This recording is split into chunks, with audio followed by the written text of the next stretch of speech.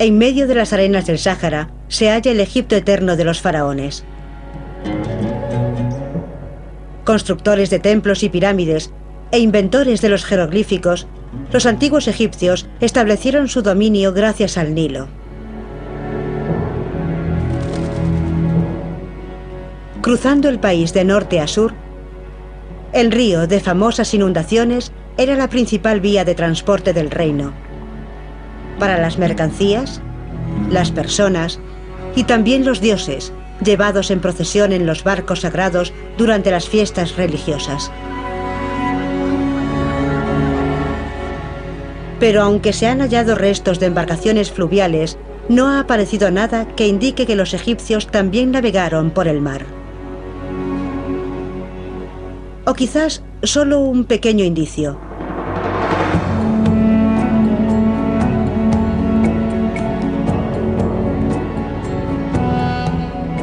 En Luxor, en el templo de Deir el-Bahari, un bajorrelieve cuenta que una flota de 5 barcos, enviados por la reina faraón Hatshepsut, llegó hasta la lejana y mítica tierra de Punt, desde donde regresaron cargados de fabulosas riquezas. Tras el descubrimiento de ese bajorrelieve, los arqueólogos no dejan de preguntarse: ¿tuvo lugar de verdad ese viaje? ¿Y por qué motivo iba a organizar la reina Hatshepsut esa expedición?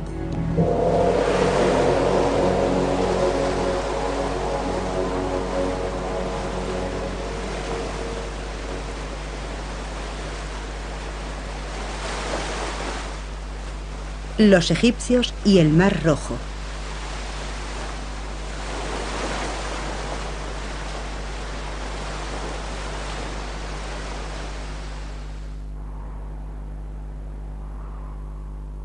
En Mersa Gabasis, en la costa egipcia del Mar Rojo, algunos hallazgos arqueológicos recientes han reavivado el debate sobre la autenticidad de las expediciones marinas de Hatshepsut.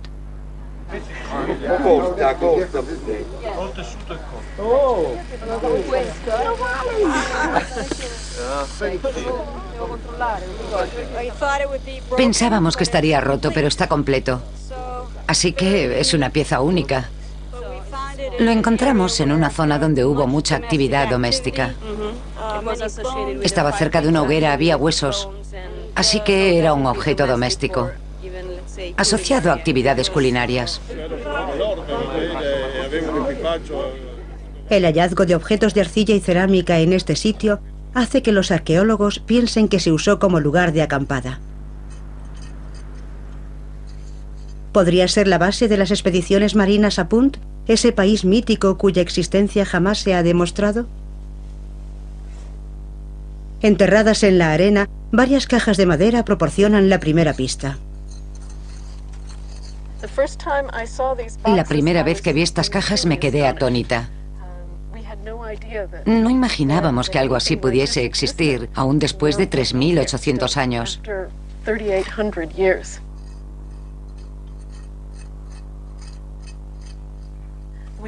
Descubrimos una inscripción en una de las cajas, cuya traducción era «Los objetos maravillosos de Punt».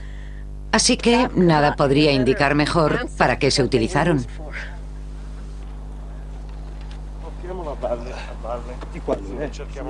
¿Partieron los antiguos navegantes desde esta bahía hoy seca rumbo a Punt? ¿Podrían haber dejado otros indicios de su presencia?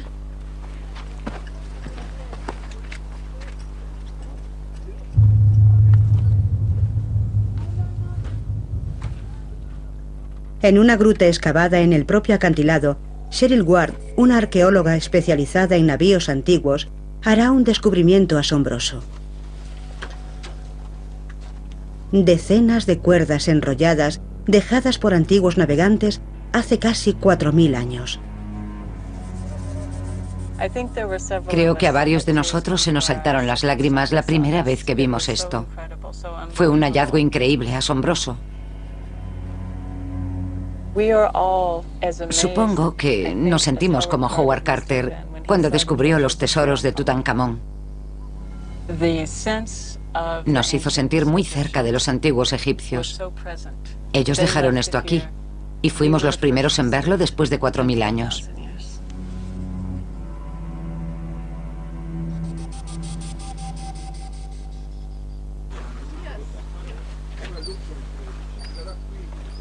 Pero el hallazgo más preciado es un trozo de madera con una forma muy particular que recuerda a la de los navíos de la reina faraón Hatshepsut. ¿A qué parte del barco corresponde?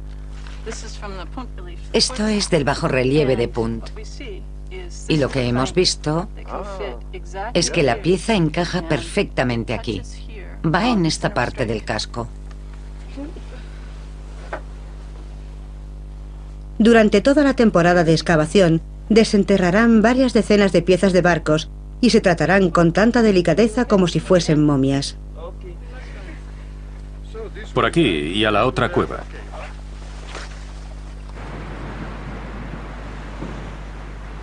Parece, pues, que desde aquí pudieron partir barcos hacia el enigmático país de Punt. ¿Para qué organizaría tal expedición la reina faraón Hatshepsut?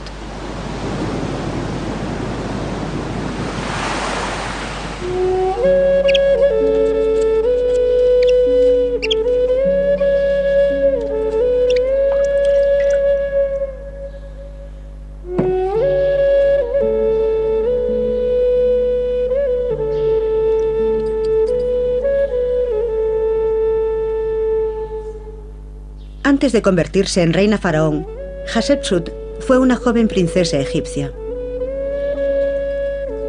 Como hija mayor del rey Tutmosis I y la reina Amés, aguardaba a que le escogiera un marido. Para conservar el linaje real, su padre decidió casarla con su medio hermano Tutmosis II, que heredó el trono al poco tiempo.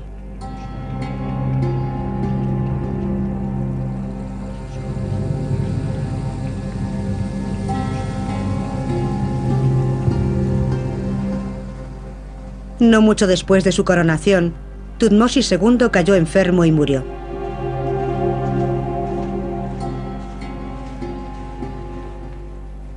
La joven reina Hatshepsut era ahora viuda con un hijo, Tutmosis III, que su padre había tenido con una esposa secundaria. Tutmosis III solo tenía 4 años. Por tanto, Hatshepsut se convirtió en regente y tomó las riendas del país. Pero era una mujer y sabía que tenía que imponerse para gobernar.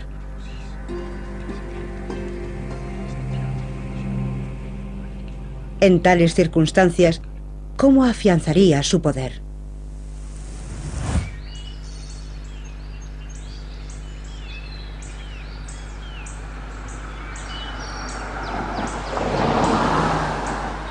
Los descubrimientos hechos en Mersa Gabasis reavivaron la polémica sobre la aptitud de los egipcios como marinos. Cheryl Ward se enfrenta al escepticismo de algunos de sus colegas que opinan que los vestigios hallados recientemente no son suficientes ni están claramente datados. Siguen creyendo que la expedición a Punt fue un viaje imaginario. Por tanto, ¿qué pruebas pueden aportarnos que tengan un valor científico? Cheryl opina que la única solución es reconstruir basándose en los hallazgos arqueológicos de Mersa Gawasis, uno de los barcos de la flota de Hatshepsut, para comprobar si es capaz de navegar por el mar.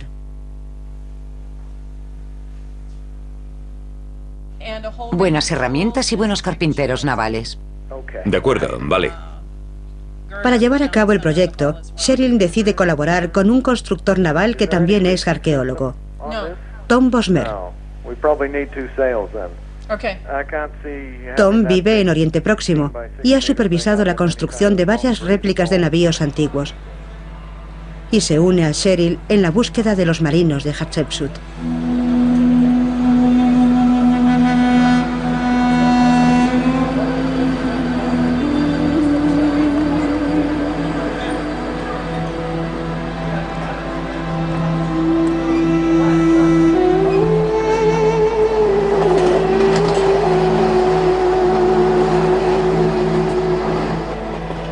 ¿Cómo reproducir un barco del que no hay prácticamente ningún resto? Los dos investigadores por ahora solo tienen las dimensiones de algunos tablones.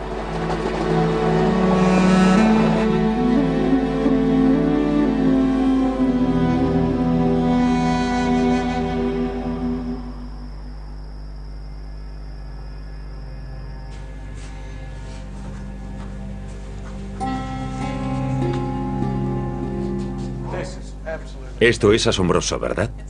Desde luego, es impresionante. Los detalles son muy precisos.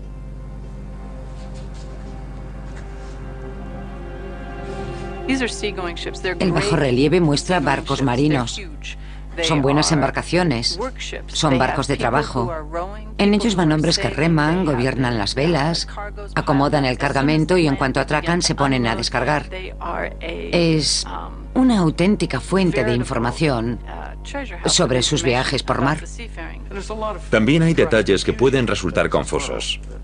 No sabemos del todo qué es lo que plasma exactamente el bajorrelieve, pero creo que nos aclararemos mejor cuando hagamos alguna maqueta y todo esté a la vista.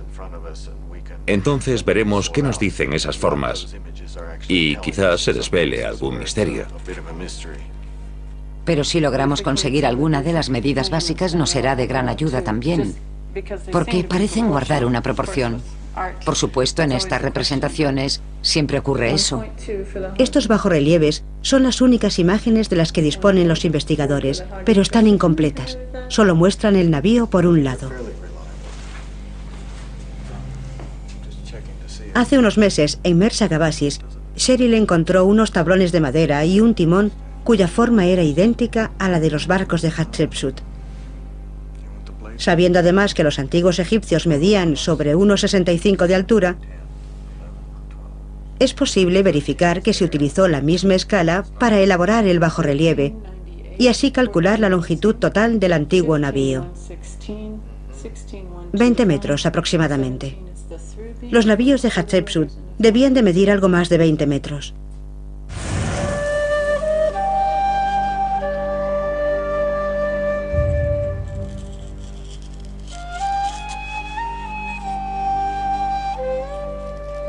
Hatshepsut sabía que para acceder al rango de faraón debía someterse a una metamorfosis drástica. Tenía que aparecer ante sus súbditos como un auténtico monarca egipcio, renunciar para siempre a los atributos de su feminidad, ataviarse con la faldilla corta de los reyes, lucir una barba falsa y llevar la corona de los faraones.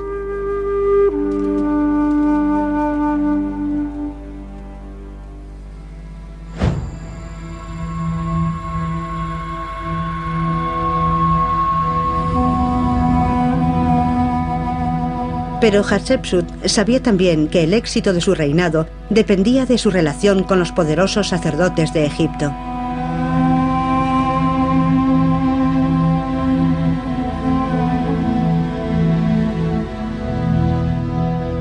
Una expedición al país de Punt le permitiría traer gran cantidad de mirra, una resina aromática rara y preciada que los templos y los sacerdotes usaban a diario en las ceremonias. Ven en paz. Yo guiaré a tus soldados por las costas misteriosas hasta las terrazas de mirra. Te daré Punt en toda su extensión, la tierra sagrada del país divino. Los dioses habían enviado un oráculo. Hatshepsut ordenó a su canciller, Senenmut, que empezase a construir 5 grandes barcos de vela.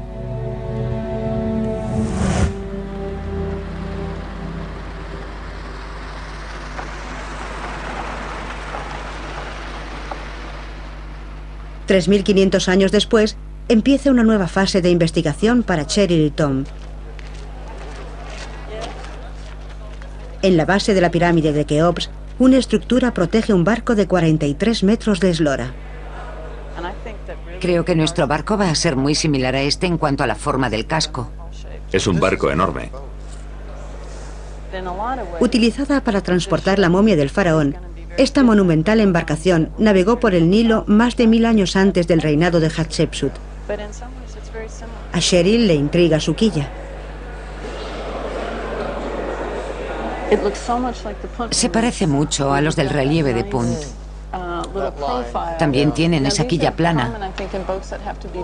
Creo que es habitual en los barcos que atracan en la playa o que navegan en zonas de arrecifes o bancos de arena, porque con una quilla baja como la de muchos barcos modernos, tropezarían con cualquier obstáculo del fondo.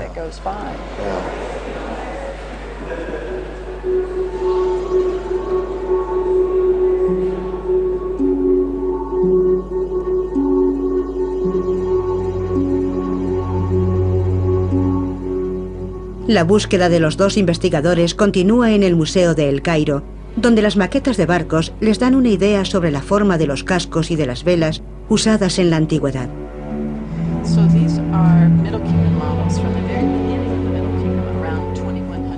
En la planta baja del museo, un barco de pesca de 4000 años les proporciona datos cruciales.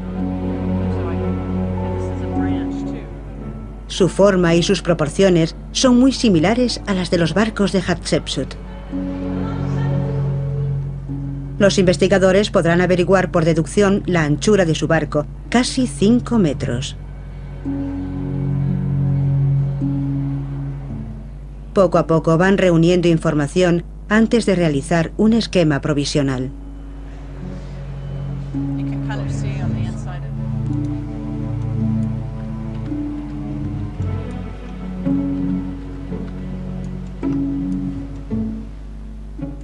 Gracias a los restos antiguos hallados y a las herramientas del siglo XXI, será en un laboratorio de maquetas de Florida donde el barco adquirirá forma por primera vez.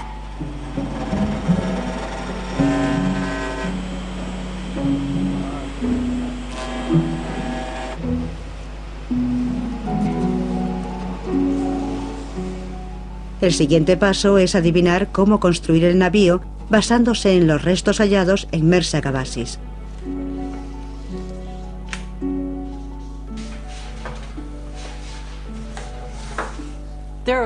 Ahora estamos en una fase difícil porque hay que tomar miles de decisiones. ¿Qué longitud tiene el tablón? ¿Qué anchura debe tener? ¿Qué ángulo debería tener determinada forma? Cada tablón es único. Tenemos unos 45 tablones en cada lado y todos encajan perfectamente entre sí, no hay bordes rectos. Y eso es parte de la antigua técnica egipcia para que el casco mantuviese su integridad. Todo encaja entre sí como en un rompecabezas.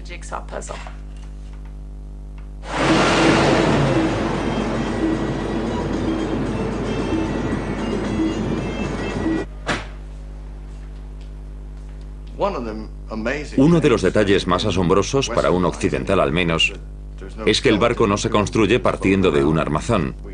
Primero se construye el entablado del casco, y la forma de esos tablones con los que estoy trabajando ahora determina la forma del mismo. No va configurado según un armazón, ni un molde, ni nada parecido.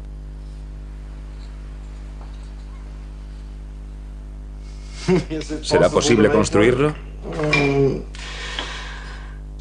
Si los barcos de la reina Hatshepsut llegaron a Punt, es posible.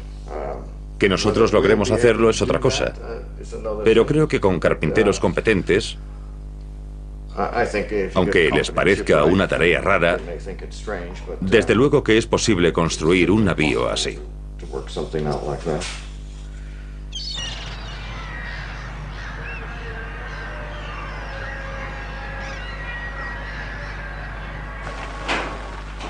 Parecía una misión imposible. Pero después de varias semanas de investigaciones, el arqueólogo egipcio Mohamed Abdel Magid halló a orillas del Nilo, a 1 hora de Alejandría, una familia de artesanos capaces de llevar a cabo el ambicioso proyecto.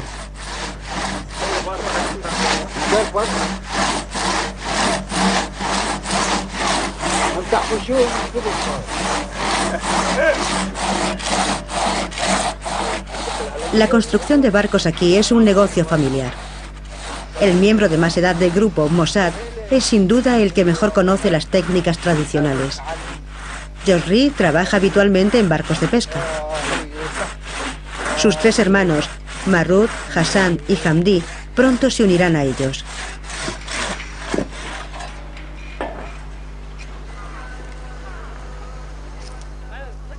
Caramba, fijaos.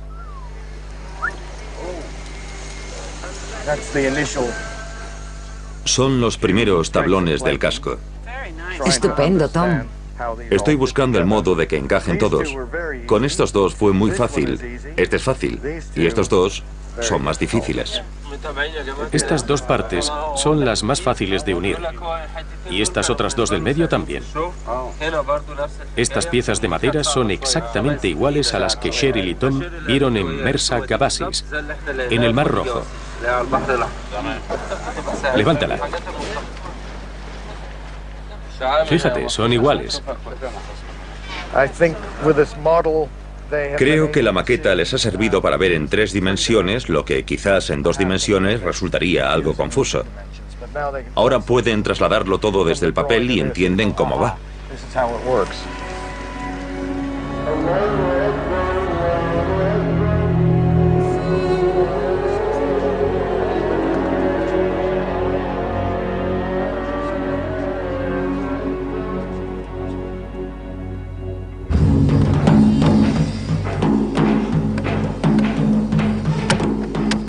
$3.500 años después de Hatshepsut, los constructores de barcos de Rashid intentan recuperar las técnicas del pasado.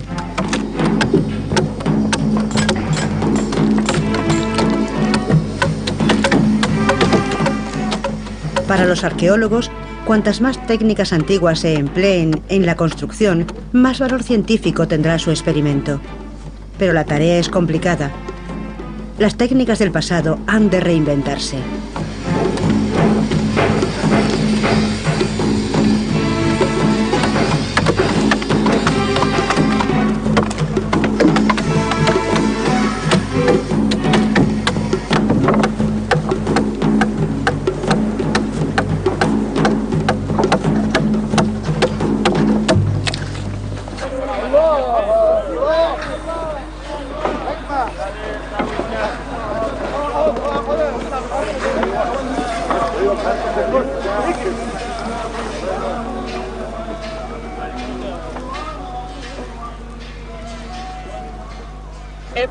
En la construcción de cualquier barco se empieza poniendo la quilla, y ver la precisión con que estos carpinteros trabajan, pese a usar herramientas muy sencillas como palancas, cuñas y cuerdas complomadas. Y verlo aquí en Egipto, donde está el barco de madera más antiguo, de 5.000 años, es muy especial para mí.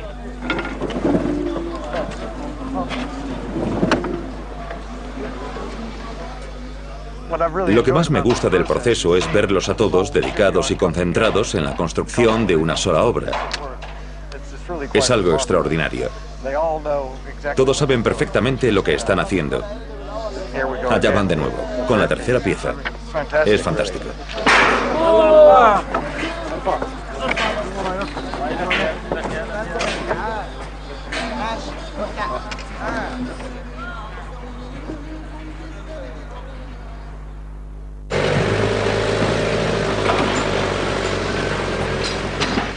Han pasado 3 meses.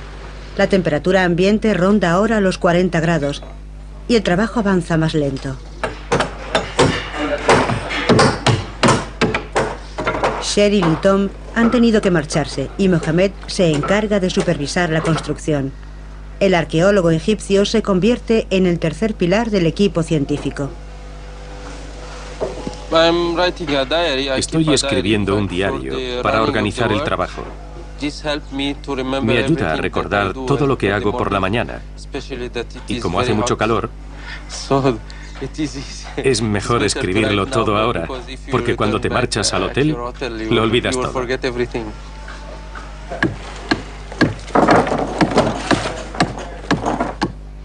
Los tablones descubiertos en Mersa Gabassis revelaron que los antiguos egipcios no usaban clavos ni metal y ensamblaban las piezas de madera mediante un complejo sistema de mortaja y espiga que estos operarios modernos tratan de emular. Pero a medida que el trabajo avanza, la forma de los tablones, curvos tanto a lo largo como a lo ancho, complica la tarea.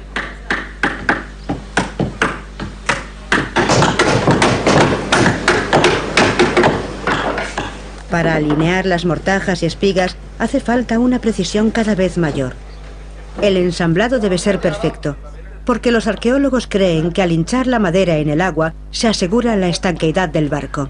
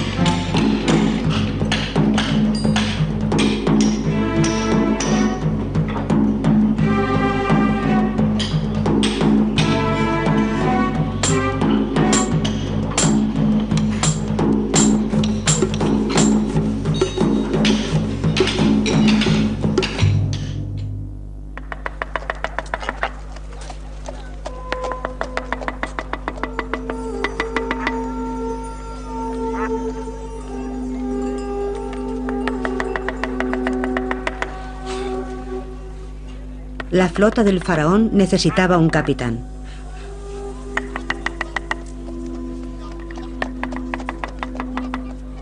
Hatshepsut eligió a Negesi, un soldado valiente que había servido a su padre en el pasado. Cuando aceptó la misión, Negesi sabía que partiría hacia lo desconocido. Su destino estaría en manos de los dioses. Para contar con su favor, hizo tallar en las anclas de piedra varios cartuchos de protección divina.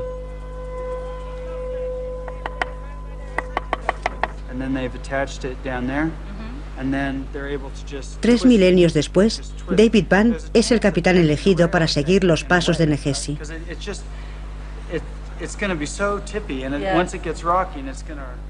Antes de navegar por el Mar Rojo, el capitán echa un vistazo a su futuro barco. Nunca he navegado en un barco igual. Es como los utilizados hace 4000 años.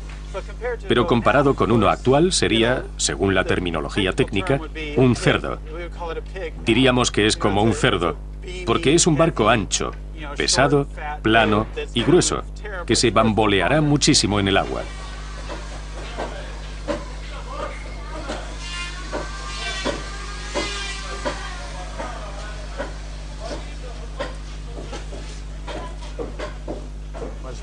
¿Qué es eso? Algo que me preocupa un poco.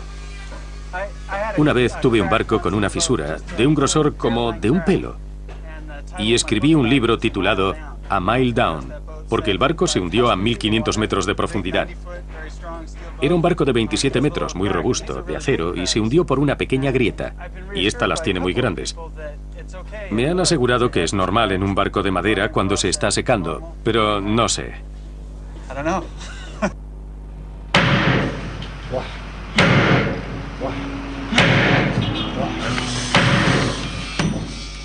9 meses.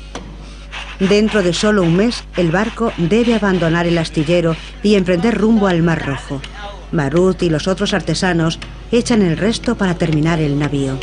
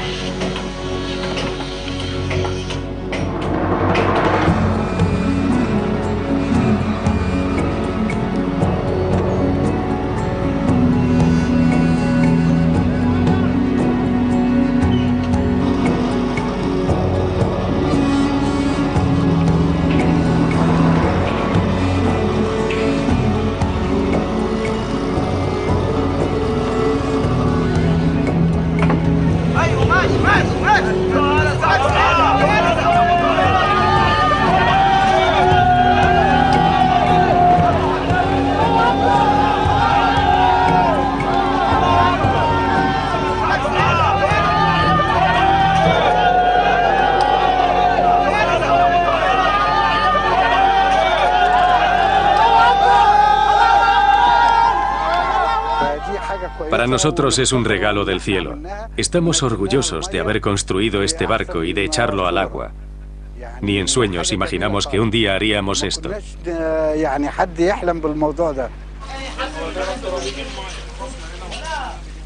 Minutos después de la botadura del navío, el agua entra por las diminutas grietas del casco. Según los arqueólogos, la madera debería absorber el agua y empezar a hincharse. Según sus cálculos, harán falta 15 días para que el casco se dilate al máximo y se haga estanco.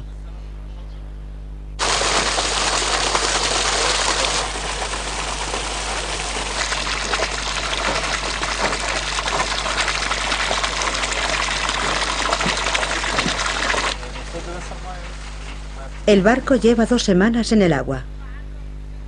Tras 12 horas de bombeo, el casco al fin está vacío y Mohamed sale del barco.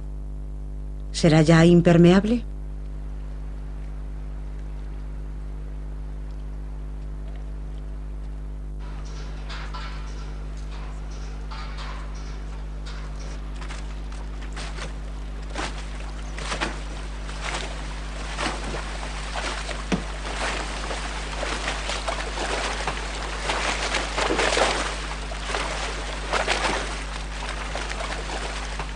Tenemos un problema. Al principio todo fue muy bien. La construcción, la elección del astillero, los trabajadores eran eficientes y avanzamos a buen ritmo.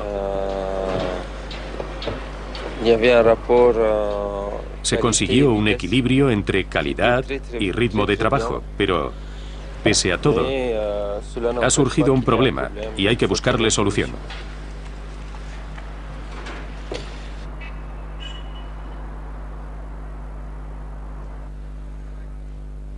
Por ahora, los arqueólogos no han hallado indicios que muestren que los egipcios calafateaban sus navíos. Así que, ¿cómo pueden impermeabilizar el barco? ¿Y cómo hallarán una solución compatible con los conocimientos de los antiguos egipcios?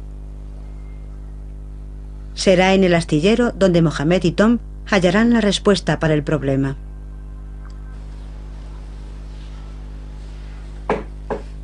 ¿Esto es fibra de lino? Sí. ¿Qué pasaría si metemos esto entre los tablones?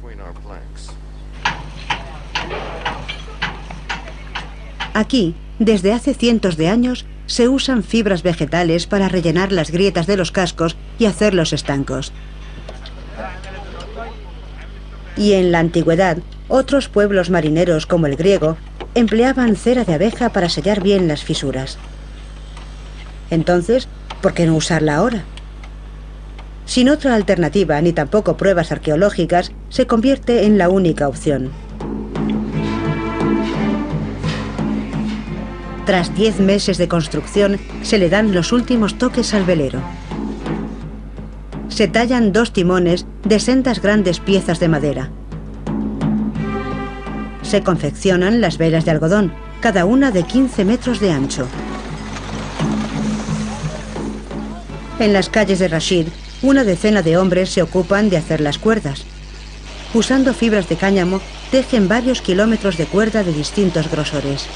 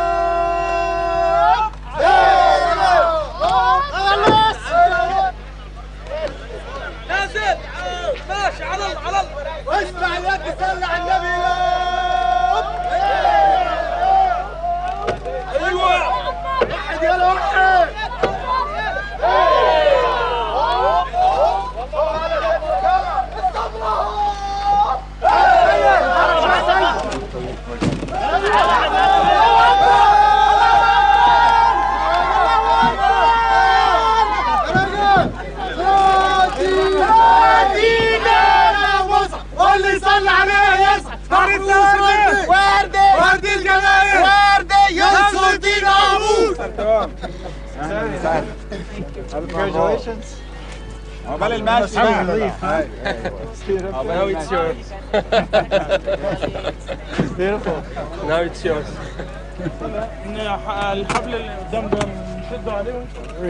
Estoy asombrado de haber llegado a este punto, de ver el mástil instalado al fin.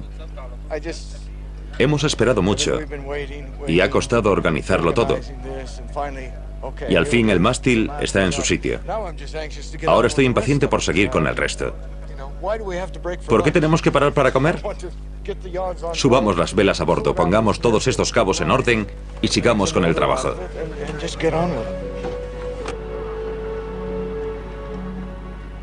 Antes de que abandone el astillero, el barco se bautiza como Min, en honor al dios de la fertilidad del panteón egipcio.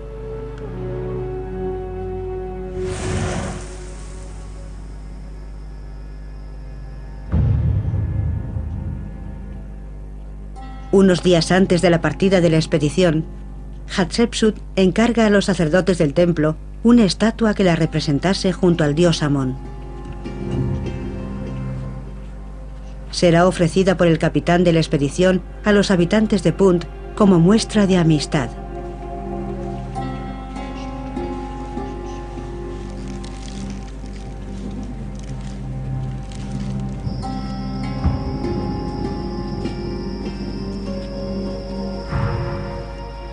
Los mensajeros de Hatshepsut le anunciaron que la flota estaba lista para zarpar y que solo esperaba su orden. Los vientos eran favorables.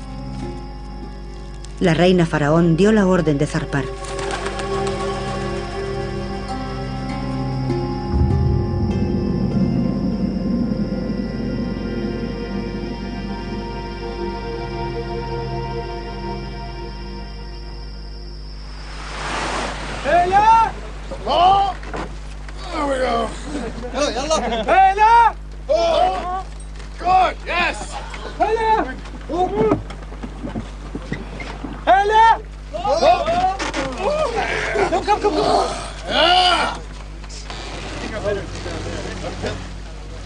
Casi un año después de que empezase su construcción, el Min está listo para su viaje inaugural.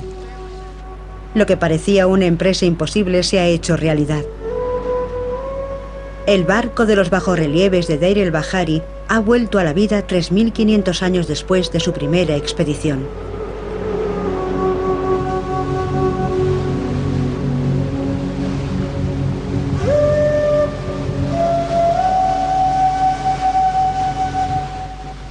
Pero ahora que están en mar abierto, surgen nuevas incógnitas. ¿Podrá aguantar el buque los fuertes vientos y luchar contra las corrientes y el oleaje del Mar Rojo? ¿Conseguirán hallar la ruta que la flota de Hatshepsut siguió y descubrir el país de Punt?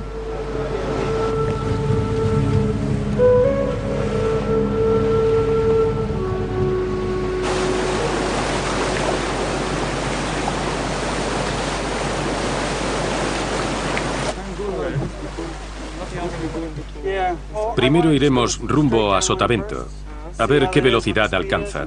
Y luego viraremos un poco a ver qué tal va. Para ver lo veloz que es. Hoy iremos tanteando. De acuerdo.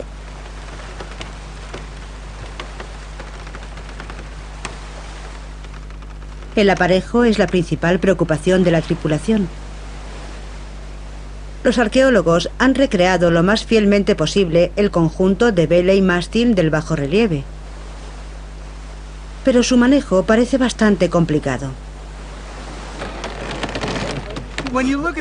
A primera vista parece que la vela necesita muchos cabos y que resulta confuso y complicado. Los 16 de abajo y los 6 de arriba no se cambian, siempre están fijos. Así que en realidad es mucho más sencillo de lo que parece. Solo hay 4 cabos para izar la vela, 2 para controlarla de lado a lado y otros 2 que apenas se usan. Y eso es todo. Así que en realidad es muy sencillo. Parece que el barco va muy bien por ahora. Vamos a 7 u 8 nudos a veces. Llevamos buen viento de popa. Y todo va estupendamente.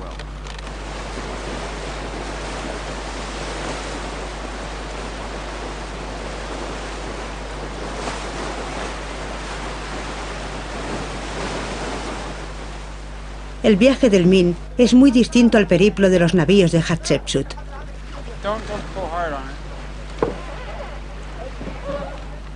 Al ponerse el sol, la flota de Negesi arriaría las velas y se acercaría a la costa para descansar, para corregir su rumbo y buscar agua, y tal vez para cazar. Hoy el Min se prepara para descansar en una bahía abrigada. Al llegar la noche, ¿cómo no pensar en los marinos de Hatshepsut? Bajo el mismo cielo, mecidos por las mismas olas y probablemente pidiendo lo mismo para su viaje. Un tiempo clemente, un buen viento y una mar en calma.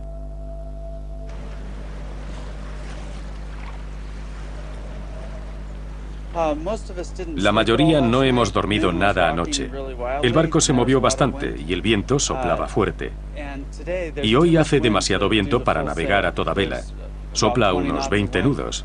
Y es demasiado para nuestra vela mayor. Así que tendremos que arriarla e izar solo una vela muy pequeña. Creo que los timones sufrirán bastante hoy, porque habrá olas muy grandes. De modo que no hemos tenido suerte, porque solo llevamos 2 días en el barco y sería mejor que las condiciones fuesen algo más suaves. Ya veremos qué pasa.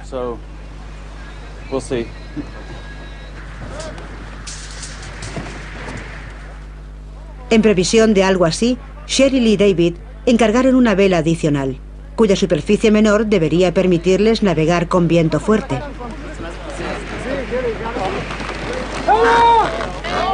Con todo, la tripulación se hace a la mar con cierta aprensión. ¿Podrá aguantar el Min los vientos y el oleaje de hoy? En parte, el éxito del proyecto depende de que el barco aguante estas condiciones.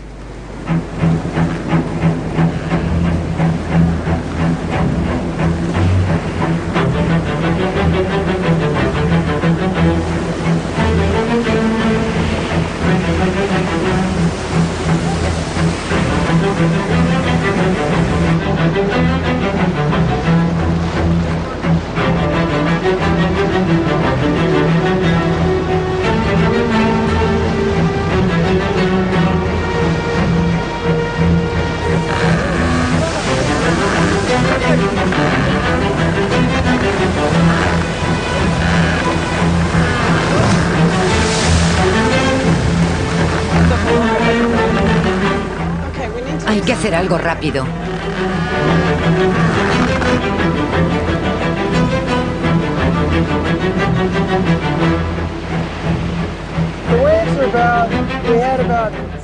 Antes tuvimos olas de 2,5 metros. Encontramos algunas grandes y luego otras en tandas de 2 y 3 que nos sacudieron bastante. La zona de estribor bajó al nivel del agua y por babor entró agua, así que fue emocionante.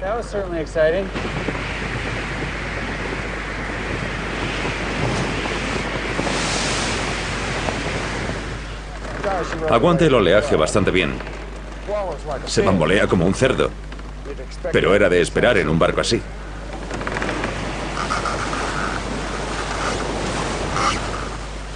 Lo que más me asombra es que no estoy mareado.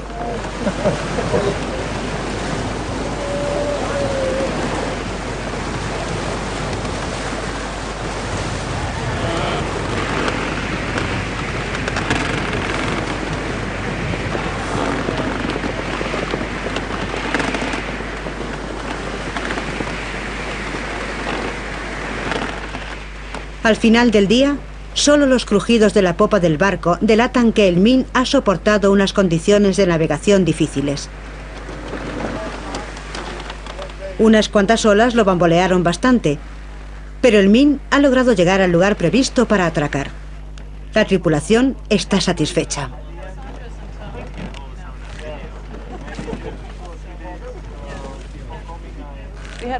Hoy, cuando entrábamos en puerto, hubo un momento en que estábamos muy eufóricos y el primer oficial me dijo: podríamos ponerle unas luces al barco y seguir. Podríamos navegar un largo trecho.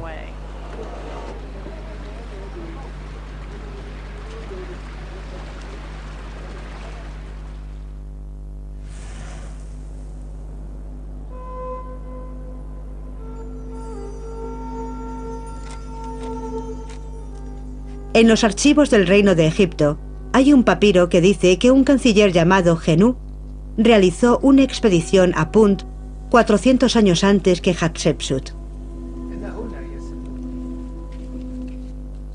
La reina faraón, su canciller Senenmut y su capitán Negesi seguramente sabían de ese viaje. Pero aunque el papiro de Genú relata las vicisitudes del viaje, no revela dónde se ubicaba Punt.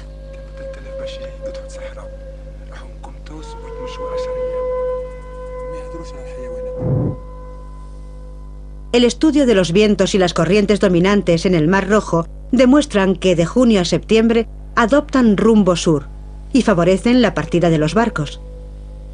¿Pero estaría Punt en África? ¿En el Sudán actual o en Eritrea?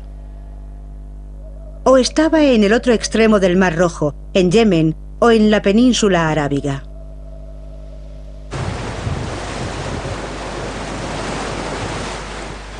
Para despejar esta incógnita, Cheryl y Tom necesitan averiguar de qué es capaz el Min. ¿Podrá navegar contra el viento y llegar a la otra orilla del Mar Rojo? ¿O estará condenado a navegar a favor del viento y a permanecer cerca de la costa?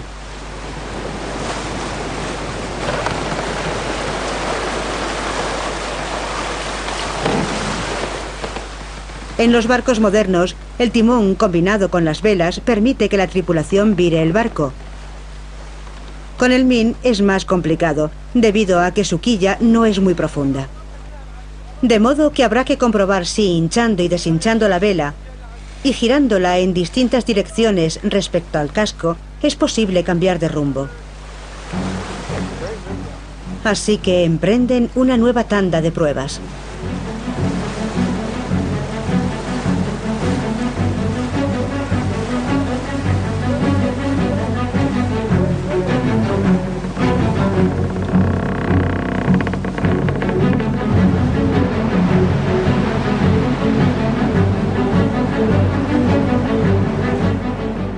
Seis, 3, 6, 6, 2, 6. Tras varios días de pruebas y ajustes, el Min no se contenta solo con navegar impulsado por el viento. Vira, apunta la popa hacia mar abierto y luego de nuevo hacia la costa.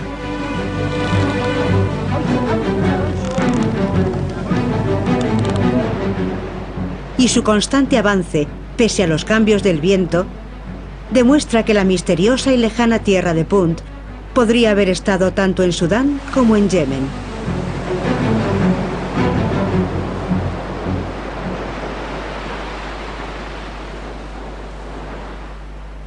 El Min sigue su viaje. El fuerte viento que ha soplado durante varios días al fin ha amainado, siendo sustituido por un fuerte oleaje que causa complicaciones al barco y la tripulación.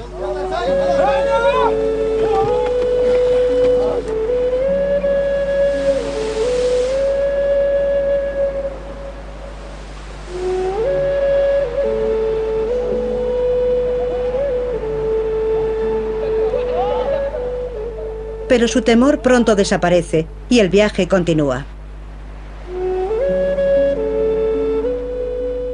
Día tras día los marineros ponen a prueba el Min. Reinventan los gestos de los antiguos navegantes y reproducen los movimientos del pasado como si poseyesen la facultad de retroceder en el tiempo.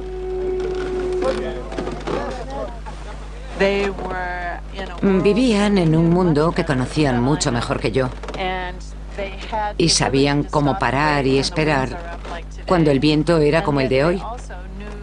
Pero pese a que sabían a dónde iban y lo que encontrarían allí, el viaje también fue difícil para ellos. La oportunidad de repetir una pequeña parte de él, aunque no logremos llegar hasta la tierra de Punt, nos sirve para apreciar mucho mejor el ingenio, la creatividad, la inteligencia, la destreza, la habilidad de nuestros antepasados, y es una gran lección de humildad.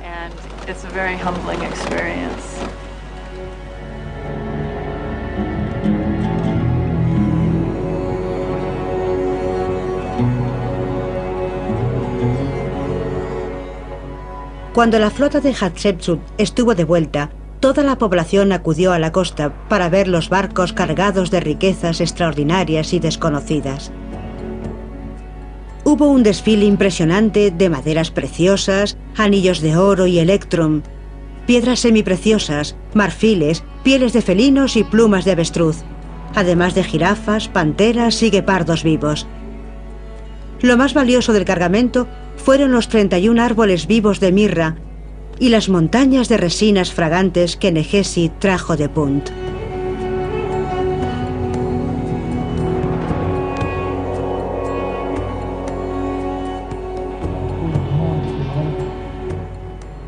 Te he dado toda Punt, la más lejana de las tierras divinas. Hatshepsut ya lo tenía todo. Al traer la preciada mirra de Punt, pudo ganarse el favor de los sacerdotes de Amón, y eso le permitiría gobernar durante más de 20 años un reino próspero y en paz.